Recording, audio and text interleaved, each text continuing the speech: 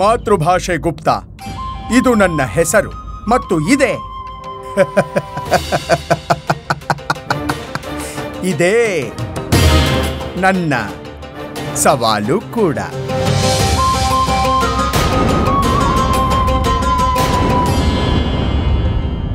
ವಿಚಿತ್ರ ಸವಾಲು. ಹೌದು, ನೀವು ಪ್ರತ್ಯೇಕ ದಿಕ್ಕಿನಲ್ಲಿ ಏಕೆ ನಮಸ್ಕರಿಸುತ್ತಿದ್ದೀರಾ? ಮಹಾರಾಜ, ಇವರು ನಮಗೆ ವ್ಯಕ್ತಿಯಲ್ಲ, ವಿಚಿತ್ರತೆಯ ಬುದ್ಧಿ ಅನಿಸುತ್ತಿದೆ. ಗಂಡ ಗಂಡ ಮಹಾರಾಜ, ಇವರು ಅವಹೇಳನ ಮಾಡ್ತಿದ್ದಾರೆ, ಅಭದ್ರ ಭಾಷೆ ಪ್ರಯೋಗ ಮಾಡ್ತಿದ್ದಾರೆ ನಮ್ಮ ಮೇಲೆ. ಇದು ನಮಗೆ ಅಪಮಾನ, ಈ ದರ್ಬಾರಿಗೆ ಅಪಮಾನ. ಗುಪ್ತಾ ಅವರೇ, ಈ ಅಭದ್ರತೆಯ ಕಾರಣವೇನು? ನಾನು ಯಾವುದೇ ಅಭದ್ರ ಮಾಡಲಿಲ್ಲ ಮಹಾರಾಜ. ನಾನು ಕೇವಲ ಇವರನ್ನು ವಿಕ್ಷಿಪ್ತ ಎಂದೆ. ಗುಜರಾತಿನಲ್ಲಿ ವಿಕ್ಷಿಪ್ತ ಎನ್ನುವುದನ್ನು ಗಾಂಡ ಎನ್ನುತ್ತಾರೆ ಮಹಾರಾಜ.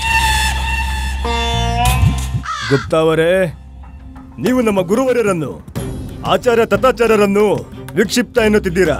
ಈ ತಪ್ಪು ಅತ್ಯಂತ ಗಂಭೀರವಾದದ್ದು. ಮೃತ್ಯು ದಂಡನೆ ಸಿಗುತ್ತದೆ ನಿಮಗೆ.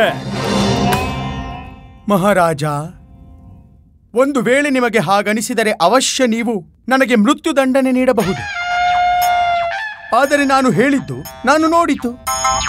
ಏನು ಕಂಡಿರಿ ನೀವು? ಪ್ರಕಾಶ ಚೆಲ್ಲಿ. ಮಹಾರಾಜ, ಯಾವುದೇ ವಿಷಯ ಪೂರ್ತಿಯಾಗಿ ತಿಳಿಯದೆ ವ್ಯಕ್ತಿಯ ಉಪಹಾಸ್ಯ ಮಾಡುವುದು ಅದು ಹುಚ್ಚುತನ ಅಲ್ಲವೇ? ನಾನು ದಶದಿಕ್ಕಿನಲ್ಲೂ ಪ್ರಣಾಮ ಮಾಡಿದೆ, ಇವರು ನನ್ನನ್ನ ಉಪಹಾಸ್ಯ ಮಾಡಿದರು. ಇದರಲ್ಲಿ ವಿಚಿತ್ರ ಏನಿದೆ? ಈಶ್ವರ ಸಮಸ್ತ ಬ್ರಹ್ಮಾಂಡದಲ್ಲಿ ವ್ಯಾಪಿಸಿದ್ದಾನೆ.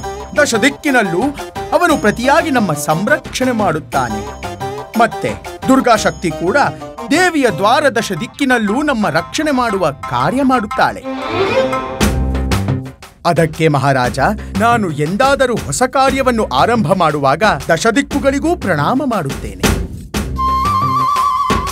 ಮತ್ತು ಯಾರು ನನ್ನನ್ನು ಉಪಹಾಸ್ಯ ಮಾಡುತ್ತಾರೋ ಅವರನ್ನು ನಾನು ಭ್ರಾಂತನ್ ಎನ್ನುತ್ತೇನೆ. ಭ್ರಾಂತಿ? ಮಹಾರಾಜ, ಇವರು ನನಗೆ ಭ್ರಾಂತಿ ಆಗಿದೆ ಅಂತ ಹೇಳ್ತಿದ್ದಾರೆ. ನಾವೇನು ತಲೆ ಕೆಟ್ಟಿರುವ ಹಾಗೆ ಕಾಣ್ತೀವೇನು? ಮಹಾರಾಜ, ಇವರು ನಮಗೆ ಅಪಮಾನದ ಮೇಲೆ ಅಪಮಾನ ಮಾಡುತ್ತಿದ್ದಾರೆ. ನಾನು ಭ್ರಾಂತಿಯಲ್ಲ, ಭ್ರಂತನ್ ಎಂದು ಹೇಳಿದೆ. ಮಲಯಾಳಂನಲ್ಲಿ ವಿಕ್ಷಿಪ್ತನಿಗೆ ಭ್ರಂತನ್ ಎಂದು ಹೇಳುತ್ತಾರೆ. ಮರಾಠಿಯಲ್ಲಿ ಭೇಡ, ಪಂಜಾಬಿಯಲ್ಲಿ ಬಾವ್ಲಾ, ಉರ್ದುವಿನಲ್ಲಿ ಅಹಮದ್, ಮತ್ತೆ ಸಿಂಗಾಲನಲ್ಲಿ ಪಿಸ್ಸಿ. ಸಾಕು ಸಾಕು, ವಿಕ್ಷಿಪ್ತ ಎಂದು ಹೇಳುವುದಕ್ಕೆ ಒಂದೇ ಭಾಷೆ ಸಾಕು. ಗುರುವರ್ಯ, ನೀವೇನ್ ಮಾಡ್ತಿದ್ದೀರಿ? ಈ ಮಹೋದಯರ ಮಾತನ್ನು ಕೇಳದೆ ಅರ್ಥ ಮಾಡಿಕೊಳ್ಳದೆ ನೀವು ಅವರ ಅಪಹಾಸ್ಯ ಮಾಡುತ್ತಿದ್ದೀರಿ. ಇದೇಕೋ ಸರಿ ಇಲ್ಲ. ಇವರ ಅಪಹಾಸ್ಯ ಮಾಡಿ ನೀವೇ ಸ್ವಯಂ ಅಪಹಾಸ್ಯಕ್ಕೆ ಪಾತ್ರರಾದಿರಿ.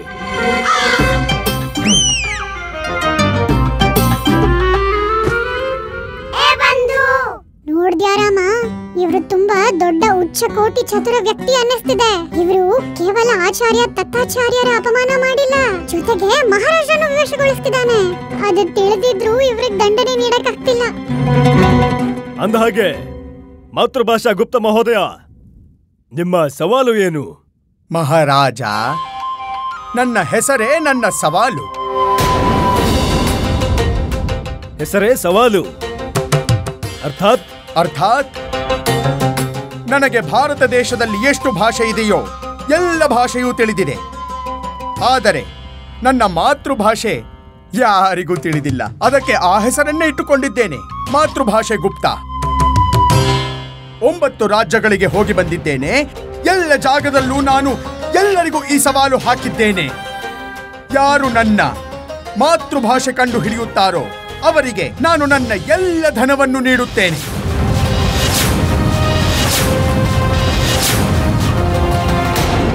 ಮಹಾರಾಜ, ಏನು ನನ್ನ ಧನವನ್ನು ಈ ದರ್ಬಾರಿಗೆ ತರಲು ಅನುಮತಿ ಇದೆಯೇ? ಅನುಮತಿ ಇದೆ. ಸೇವಕರೇ, ನನ್ನ ಧನವನ್ನು ತೆಗೆದುಕೊಂಡು ಬನ್ನಿ. ತುಂಬಾ ಸೇವಕರು ಬರುತ್ತಿದ್ದಾರೆ, ಅಂದರೆ ಧನ ಅಧಿಕವಾಗಿ ಇರುತ್ತದೆ. ಧನ ಅಧಿಕವಾಗಿರುತ್ತೆ ಗುರುಜಿ, ಆದ್ರೆ ನಿಮ್ಗೇನ್ ಅನ್ಸುತ್ತೆ? ನಿಮಗೆ ಗೊತ್ತಾಯ್ತು, ನಾವು ಅದನ್ನೇ ಯೋಚಿಸ್ತಿದ್ವಿ ಅಂತ. ಗುರುಜಿ, ನಾವು ನಿಮ್ಮ ಪ್ರಿಯ ಶಿಷ್ಯರು, ದಣಿಮಣಿ. ನಿಮ್ಮ ಮನಸ್ಸಿನ ಪ್ರತಿ ವಿಷಯ ತಿಳಿದಿದ್ದೇವೆ, ಮತ್ತೆ ನಿಮ್ಮ ದುರಾಸೆ ಬುದ್ಧಿ ಕೂಡ. ಸುಮ್ನಿದ್ರೆ ರಾಮಂದಾಗತ್ತೆ.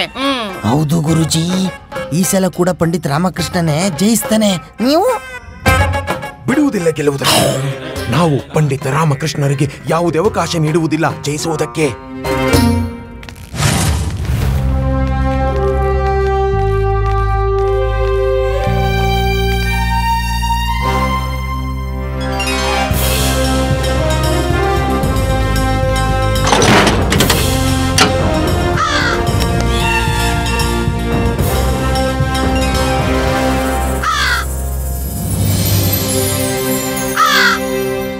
ಮಹಾರಾಜ, ಇದು ನನ್ನ ಧನದ ಒಂದು ಚಿಕ್ಕ ಭಾಗ. ಇನ್ನೂ ತುಂಬಾ ಧನವಿದೆ. ಈ ಪೂರ್ತಿ ಧನ ಆ ವ್ಯಕ್ತಿಯದ್ದಾಗುತ್ತದೆ ಯಾರು ನನ್ನ ಮಾತೃಭಾಷೆಯನ್ನು ಕಂಡು ಹಿಡಿಯುತ್ತಾರೆ. ಈ ಧನ ಈಗ ನಮ್ಮದಾಗಲೇಬೇಕು. ಒಂದು ವೇಳೆ ನನ್ನ ಸವಾಲನ್ನು ಸ್ವೀಕರಿಸುವವನು ಸೋತರೆ ಅವನ ಎಲ್ಲ ಧನ ನನ್ನದಾಗುತ್ತದೆ. ಯಾರಿದ್ದೀರಾ ಈ ದರ್ಬಾರಿನಲ್ಲಿ ಇದನ್ನು ಪತ್ತೆ ಹಚ್ಚಲು? ನನ್ನ ಮಾತೃಭಾಷೆ ಯಾವುದೆಂದು ಯಾರಿದ್ದೀರಾ ಈ ದರ್ಬಾರಿನಲ್ಲಿ? ನನ್ನ ಈ ಸವಾಲನ್ನು ಸ್ವೀಕರಿಸುವವರು?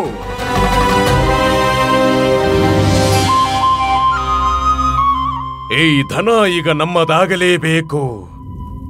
ನಾವು ಈ ಸವಾಲನ್ನು ಸ್ವೀಕರಿಸುತ್ತೇವೆ.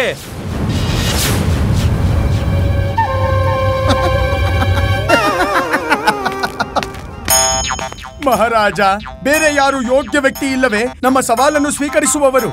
ಇವರಿಗೆ ಸವಾಲು ಹಾಕುವುದು ಹೇಗೆಂದರೆ ಸವಾಲಿಗೂ ಮೊದಲೇ ನನ್ನ ವಿಜಯದ ಘೋಷಣೆಯಾದಂತಿದೆ. ನಗೋ ನಗೋ, ಎಷ್ಟು ನಗಬೇಕೋ ನಗೋ. ಈಗ ಸಮಯವೇ ನಿರ್ಧಾರ ಮಾಡುತ್ತದೆ ಜಯ ಯಾರದಾಗುತ್ತದೆ ಎಂದು. ಮಾತೃಭಾಷೆ ಗುಪ್ತರೇ, ನೀವು ನಮ್ಮನ್ನು ವಿಕ್ಷಿಪ್ತ ಎಂದಿದ್ದೀರಿ. ನಾವು ನಿಮ್ಮನ್ನು ಕಂಗಾಲು ಮಾಡುತ್ತೇವೆ, ಏಕೆಂದರೆ ನಾವು ನಿಮ್ಮನ್ನು ಇಲ್ಲಿಂದ ಕಂಗಾಲು ಮಾಡಿ ಕಳುಹಿಸುತ್ತೇವೆ. ಪೂರ್ತಿ ಧನ ನಮ್ಮದಾಗುತ್ತದೆ, ನಮ್ಮದು. ಒಂದು ವೇಳೆ ನೀವು ಸೋತರೆ ನಿಮ್ಮ ಪೂರ್ತಿ ಧನ, ನಿಮ್ಮ ಮನೆ ಎಲ್ಲವೂ ನನ್ನದಾಗುತ್ತದೆ. ಹೇಳಿ, ಸ್ವೀಕಾರವಿದೆಯೇ? ಸ್ವೀಕಾರವಿದೆ.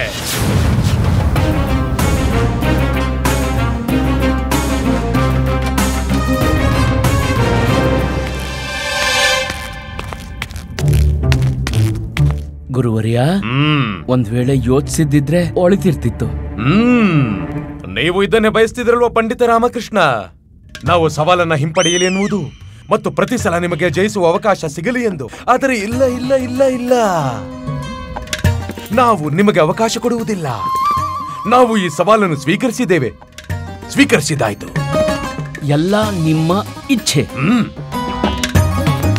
ಮಹಾರಾಜ, ಈ ಗಂಟನ್ನು ಬಿಡಿಸುವುದಕ್ಕೆ ನಮಗೆ ಸ್ವಲ್ಪ ಸಮಯ ಬೇಕು. ಆಗಲಿ ಗುರುವರ್ಯ, ನಮಗೂ ಕೂಡ ಹಾಗೆಯೇ ಪ್ರತೀತಿಯಾಗುತ್ತಿದೆ. ಮಹೋದಯ, ಗುರುವರ್ಯ ನಿಮ್ಮ ಸವಾಲಿನ ವಿಷಯದಲ್ಲಿ ಸ್ವಲ್ಪ ಚಿಂತನೆ ಮಾಡ ಬಯಸುತ್ತಾರೆ. ಸ್ವಲ್ಪ ಸಮಯದ ನಂತರ ಗುರುವರ್ಯ ಉದ್ಯಾನದಲ್ಲಿ ಹೇಳುತ್ತಾರೆ ಅದು ನಿಮ್ಮ ಮಾತೃಭಾಷೆ ಯಾವುದೆಂದು. ಮಹಾರಾಜ, ಅಲ್ಲಿಯವರೆಗೆ ಸಭೆಯನ್ನು ಸ್ಥಗಿತಗೊಳಿಸಲಾಗುವುದು. ಮಹಾರಾಜ,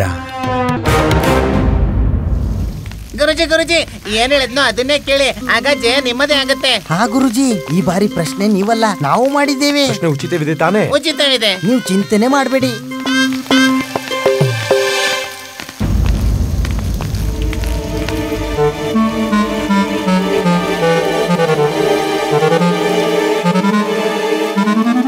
ಹಾ, ಹೇಳಿ, ನನ್ನ ಮಾತೃಭಾಷೆ ಯಾವುದು? ನೀವು ಹೇಳಿ. ನೀವು ಹೇಳಿ. ನೀವು ಹೇಳಿದ್ರೆ ನಾವು ಹೇಳ್ತೀವಿ ನಿಮ್ಮ ಮಾತೃಭಾಷೆ ಯಾವುದು ಎಂದು. ಈ ಸವಾಲು ನಿಮ್ಮದು ಆಚಾರ್ಯರೇ. ನೋಡಿ ಮಹಾರಾಜ, ನಾನು ಮೊದಲೇ ಹೇಳಿದ್ದೆ, ಒಂದು ವೇಳೆ ಇವರು ಸವಾಲು ಹಾಕಿದರೆ ನನ್ನ ಜಯ ನಿಶ್ಚಿತ ಎಂದು. ಇನ್ನು ವಿಜಯಕ್ಕೂ ಮೊದಲೇ ನಾವು ನಿಮ್ಮೊಂದಿಗೆ ಪರಿಹಾಸ್ಯ ಮಾಡುತ್ತಿದ್ದೇವೆ. ಮಾತೃಭಾಷೆ ಗುಪ್ತರೇ? ಹೌದಾ? ತಗೊಳ್ಳಿ, ಎದುರಿಸಿ ನಮ್ಮ ಮೊದಲನೇ ಪ್ರಶ್ನೆ. ಮಾತೃಭಾಷೆ ಗುಪ್ತರೇ? ಎಲ್ಲಿರ್ತೀರಿ ನೀವು? ಮನೆಯಲ್ಲಿ. ಮನೆಯಲ್ಲಿದೆ. ನಗರದಲ್ಲಿ. ನಗರವೆಲ್ಲಿದೆ? ರಾಜ್ಯದಲ್ಲಿ. ರಾಜ್ಯವೆಲ್ಲಿದೆ? ಭಾರತದ ಒಂದು ರಾಜ್ಯದಲ್ಲಿ. ಸೋತಿರೇನು? ಇಲ್ಲ, ಎದುರಿಸಿ ನಮ್ಮ ಎರಡನೇ ಪ್ರಶ್ನೆ.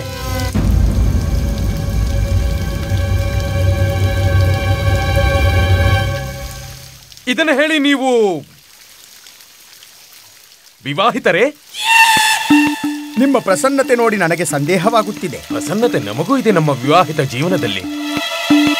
ಸರಿ, ಇದನ್ನ ಹೇಳಿ, ನಿಮ್ಮ ಪತ್ನಿಯ ತವರು ಮನೆಯಲ್ಲಿದೆ? ನಿಮಗೆ ನನ್ನ ಪತ್ನಿಯಲ್ಲಿ ತುಂಬಾ ಆಸಕ್ತಿ ಇದೆ? ಇಲ್ಲ, ನಮಗೆ ನಿಮ್ಮ ಪತ್ನಿಯಲ್ಲ, ನಿಮ್ಮ ಪತ್ನಿಯ ತವರು ಮನೆಯ ಬಗ್ಗೆ ರುಚಿ ಇದೆ, ಮಾತೃಭಾಷೆ ಗುಪ್ತರೆ. ನೀವು ನನ್ನ ಮಾತೃಭಾಷೆ ಹೇಳಬೇಕು, ನನ್ನ ಪತ್ನಿಯದ್ದಲ್ಲ. ಪೂರ್ವವಿಲ್ಲದಿದ್ದರೆ ಪಶ್ಚಿಮದಲ್ಲೂ ಇರಬಹುದು, ಉತ್ತರವಿಲ್ಲದಿದ್ದರೆ ದಕ್ಷಿಣದಲ್ಲಿ ಇರಬಹುದು. ಪ್ರಶ್ನೆ ಕೇಳಿ. ಹಾ, ನಿಮ್ಮ ಗುರು ಯಾರು? ಯಾರ್ಯಾರ ಹೆಸರು ಹೇಳಲಿ? ಎಷ್ಟು ಭಾಷೆ ತಿಳಿದಿದ್ದೇನೋ ಅಷ್ಟು ಗುರುಗಳಿದ್ದಾರೆ. ಎಷ್ಟು ಗುರುಗಳಿದ್ದಾರೆ ನಿಮಗೆ? ನೋಡಿ, ನನ್ನ ಗುರುಜಿಯ ಹೆಸರು ಹೇಳುತ್ತಿದ್ದಂತೆ ನನ್ನ ಮಾತೃಭಾಷೆ ತಿಳಿಯುವುದಿಲ್ಲ. ನೀವು ನನ್ನ ಸಮಯ ನಷ್ಟ ಮಾಡುತ್ತಿದ್ದೀರಿ. ನಿಮ್ಮನ್ನು ಸೋಲಿಸಿದ ನಂತರ ಬೇರೆ ರಾಜ್ಯಕ್ಕೂ ಹೋಗಬೇಕು. ನೀವು ಪ್ರಶ್ನೆ ಕೇಳಿ. ಕೇಳ್ತೀವಿ. ಅದೇನೆಂದ್ರೆ, ನಾವು ನಿಮಗೆ ಕೆಲವು ಮೃಷ್ಟಾನ ತೆಗೆದುಕೊಂಡು ಬಂದಿದ್ದೇವೆ. ಅದಕ್ಕೆ ನಮ್ಮ ಮುಂದಿನ ಪ್ರಶ್ನೆ ಎದುರಿಸುವ ಮುಂಚೆ ನೀವು ಸ್ವಲ್ಪ ಮೃಷ್ಟಾನ ಗ್ರಹಣ ಮಾಡಿ. ಅವಶ್ಯ ಅವಶ್ಯ. ಧನ್ಯವಾದ.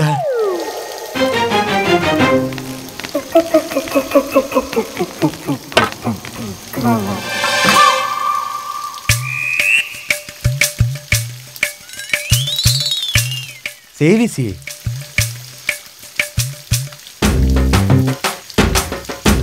ಯಾವ ಪ್ರಾಂತ್ಯದ ತಿನಿಸನ್ನು ಮೊದಲು ತಗೋತಾನೋ ಅದೇ ಇವನ ಮಾತೃಭಾಷೆಯಾಗಿರುತ್ತದೆ.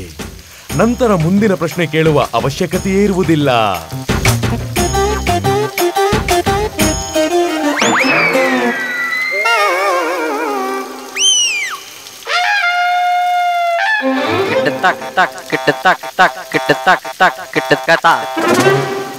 ಏನು? ಏನು? ಮಿಠಾಯಿಗಳು. ತಿನ್ನಿ. ಹೇಗೆ ತಿನ್ನಲಿ? ತಲೆ ಮೇಲೆ ನಿಂತಿದ್ದರೆ ಹೇಗೆ ತಿನ್ನಲಿ? ಓ,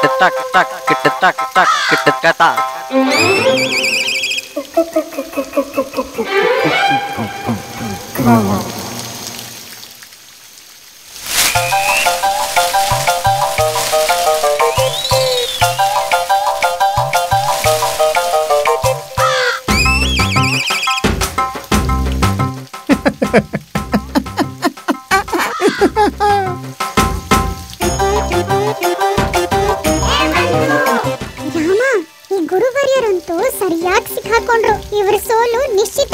ಹಾ ಬಂಧು, ಹಿಂದೆ ಮುಂದೆ ಯೋಚಿಸದೆ ಸವಾಲ್ ಸ್ವೀಕರಿಸಿದ್ರೆ ಇದೇ ಪರಿಸ್ಥಿತಿ ಆಗೋದು. ಮಿಠಾಯಿ ತುಂಬಾ ಸ್ವಾದಿಷ್ಟವಾಗಿದೆ. ನಿಮ್ಮ ಅಡುಗೆ ಅವರು ಮಾಡಿದ್ದ? ನಮ್ಮ ಅಡುಗೆಯವನು ಎಲ್ಲಾ ಪ್ರಾಂತ್ಯದ ಮಿಠಾಯಿ ಮಾಡೋದು ತಿಳಿದಿದ್ದಾನೆ. ಹಾಗಾದರೆ ಅವನು ತುಂಬಾ ಸುಖಿಯಾಗಿರ್ತಾನೆ. ಏಕೆಂದರೆ ಇವರನ್ನ ಸೋಲಿಸಿದ ನಂತರ ಇವರ ಅಡುಗೆಯವನನ್ನ ನಾನು ಇಟ್ಟುಕೊಳ್ಳುತ್ತೇನೆ. ಏನ್ ಹೇಳ್ತೀರಿ ಆಚಾರ್ಯರೇ? ಸೋಲನ್ನ ಸ್ವೀಕಾರ ಮಾಡ್ತೀರಲ್ವೇ? ಇಲ್ಲದಿದ್ದರೆ ಪ್ರಶ್ನೆ ಕೇಳಿ.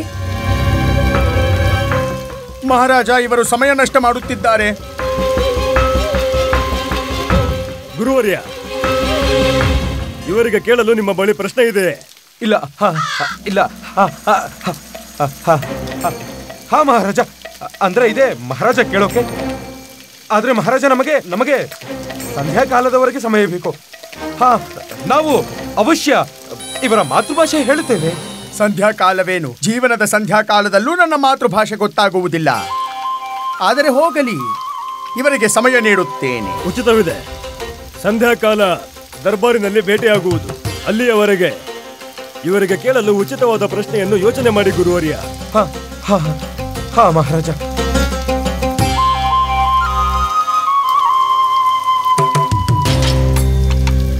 ಸಂಜೆಯವರೆಗೆ ಸಮಯವಂತೂ ಸಿಕ್ತು. ಆದ್ರೆ ಗೊತ್ತಾಗುತ್ತಿಲ್ಲ ನಮ್ಗೇನಾಗುತ್ತೆ ಅಂತ.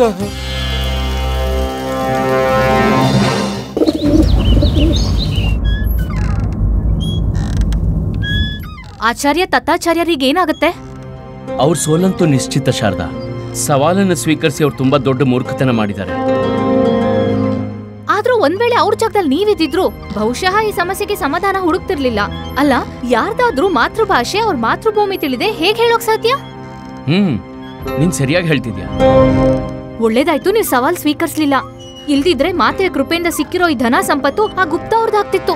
ನೋಡಿದ್ರ ನಮ್ಮ ಆರ್ತಿಯ ಚಮತ್ಕಾರ. ನೀವ್ ಹೋಗೋಕ್ಕೂ ಮೊದ್ಲು ನಾವ್ ನಿಮ್ಗೆ ಆರ್ತಿ ಮಾಡಿದ್ವಲ್ಲ, ಅದಕ್ಕೆ ನೀವ್ ಉಳ್ಕೊಂಡ್ರಿ. ನಾವಂತೂ ಉಳ್ಕೊಂಡ್ವು, ಆದ್ರೆ ಬೇರೆಯವ್ರ ಜೊತೆ ಏನಾಗ್ತಿದೆಯೋ ನೋಡಿಯೂ ಸುಮ್ಮನಿರೋದು ಸರಿಯಲ್ಲ. ಗುರುವರಿಯರ ಸೋಲಿನಿಂದ ಅವ್ರು ನಿರ್ಧರಣರಾಗ್ತಾರೆ. ಅದ್ರ ಜೊತೆಗೂ ನಮ್ಮ ರಾಜ್ಯದ ಪ್ರತಿಷ್ಠೆಯ ಮೇಲೂ ಅಹಿತ ಆಗುತ್ತಲ್ವಾ. ಈ ಸೋಲು ಕೇವಲ ಗುರುವರಿಯರದಲ್ಲ, ಮಹಾರಾಜ ಕೃಷ್ಣದೇವರಾಯರ ಮತ್ತು ಸಂಪೂರ್ಣ ವಿಜಯನಗರದಾಗುತ್ತೆ. ನನಗಿದೇ ವಿಷಯಕ್ಕೆ ದುಃಖ ಆಗುತ್ತೆ.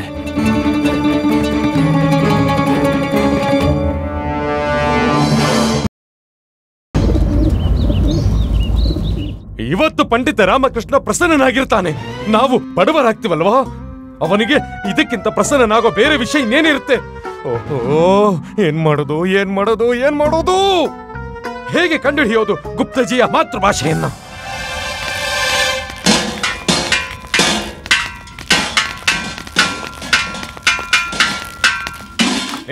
ನಿಂತ್ಕೊಳ್ಳಿ. ಈ ಪಾತ್ರೆ ಮತ್ತೆ ತಟ್ಟೆ ಇದನ್ನೆಲ್ಲಿಗೆ ತಗೊಂಡು ಹೋಗ್ತಿದ್ಯಾ? ನಾವ್ ಯೋಚಿಸ್ತೀವಿ, ಪಾತ್ರೆಗಳನ್ನ ಎಲ್ಲಾದ್ರೂ ಬಚ್ಚಿಡೋಣ ಗುರುಜಿ. ಬಡವರಾಗಿ ಭಿಕ್ಷೆ ಬಿಡ್ಬೇಕಾದ್ರೆ ಇದೇ ಪಾತ್ರೆಗಳು ಕೆಲ್ಸಕ್ಕೆ ಬರ್ತವೆ ಗುರುಜಿ. ಮರದ ಕೆಳಗಾದ್ರೂ ಸರಿ, ನೀವು ಇದ್ರಿಂದಲೇ ಭೋಜನ ತಯಾರು ಮಾಡ್ಬೋದು. ಅಮ್ಮ, ಹಲ್ಲು ಮುರಿದಾಯ್ತು. ಅಮ್ಮ, ದೇವ್ರೆ ದೇವ್ರೆ. ಏನಂದೆ ನೀನು? ದವಡೆ ಹಲ್ಲು, ದವಡೆ ಹಲ್ಲು. ಯಾಕೆ ಹೊಡಿತೀನಿ? ಮೊದಲನೇ ಸಲ ನೀನು ಉಪಯುಕ್ತವಾದ ಕಾರ್ಯ ಮಾಡಿದೀಯ ನನ್ನ ಪ್ರಿಯ ಶಿಷ್ಯ. ನೀನಂತೂ ನಮ್ಮ ಸಮಸ್ಯೆಗೆ ಸಮಾಧಾನ ಕೊಟ್ಟು ಬಿಟ್ಟೆ. ಎಂತ ಸಮಾಧಾನ ಗುರುಜಿ? ಯಾರಿಗಾದ್ರೂ ಕಪಾಳ ಮೋಕ್ಷ ಮಾಡಿದ್ರೆ ಅವ್ರ ಮಾತೃಭಾಷೆಯಲ್ಲಿ ಅರ್ಚ್ಕೋತಾನೆ. ಹೆಂಗೆ ಗುರುಜಿ? ಹೀಗೆ. ಅಪ್ಪ, ದೇವ್ರೆ ದೇವ್ರೆ. ನೋಡಿದ್ಯಾ ಮಣಿ ಕೂಡ ಅವನು ನಿನ್ನ ಹಾಗೆ ಕನ್ನಡ ಭಾಷೆಯಲ್ಲಿ ನೋವನ್ನ ಹೇಳ್ಕೊಂಡ ಅಷ್ಟೇ. ಈಗ ನಮ್ಮಿಂದ ಕಪಾಳ ಮೋಕ್ಷವಾಗುತ್ತೆ. ಆ ಗುಪ್ತನಾಗುತ್ತಾನೆ ಮಾಯ. ಅವನ ಮಾತೃಭಾಷೆಯಾಗುತ್ತೆ ಪ್ರಕಟ.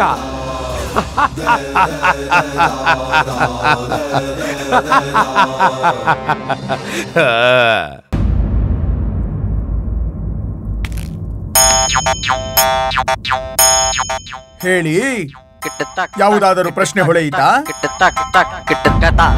ಪ್ರಶ್ನೆ ಕೇಳೋ ಅವಕಾಶವೇ ಇರುವುದಿಲ್ಲ ಮಾತೃಭಾಷೆ ಗುಪ್ತರೇ. ನಾವು ಏನನ್ನು ಕೇಳದೆಯೇ ತಿಳಿಯುತ್ತೇವೆ. ಹೌದೇ?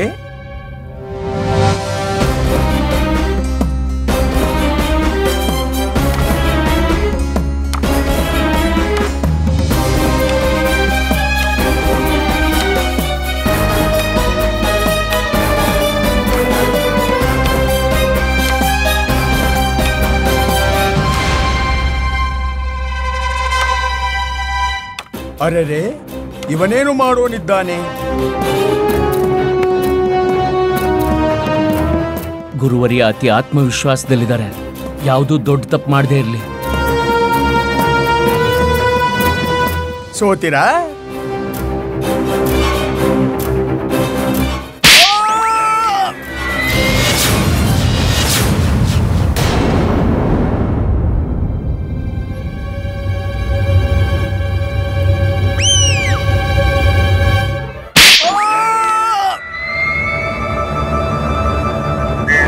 ಮಹಾರಾಜ, ನನಗೆ ಉತ್ತರ ಬೇಕು. ನಿಮ್ಮ ದರ್ಬಾರಿನಲ್ಲಿ ವಿದ್ವಾನರಿಗೆ ಇದೇ ತರ ಅಪಮಾನ ಮಾಡಲಾಗುತ್ತದೆಯೇ? ನಾನಂತೂ ಆಚಾರ್ಯ ತತ್ತಾಚಾರ್ಯರಿಗೆ ಅನುಚಿತ ವ್ಯವಹಾರದಿಂದ ಕೇವಲ ಇವರನ್ನು ವಿಕ್ಷಿಪ್ತ ಎಂದೆ. ಅದಕ್ಕೆ ನೀವು ಪ್ರಾಣದಂಡನೆ ನೀಡೋ ಮಾತನಾಡಿದಿರಿ. ಈಗ ನೀವು ನ್ಯಾಯ ನೀಡುತ್ತೀರಲ್ಲವೇ ಮಹಾರಾಜ? ತತ್ತಾಚಾರ್ಯರು ಸೋಲುಂಡರೆಂದು ಘೋಷಣೆ ಮಾಡಿ ಇವರ ಎಲ್ಲ ಸಂಪತ್ತನ್ನು ನನಗೆ ಕೊಡಿಸಿಬಿಡಿ ಮತ್ತು ಇವರಿಗೆ ಪ್ರಾಣದಂಡನೆ ನೀಡಿ.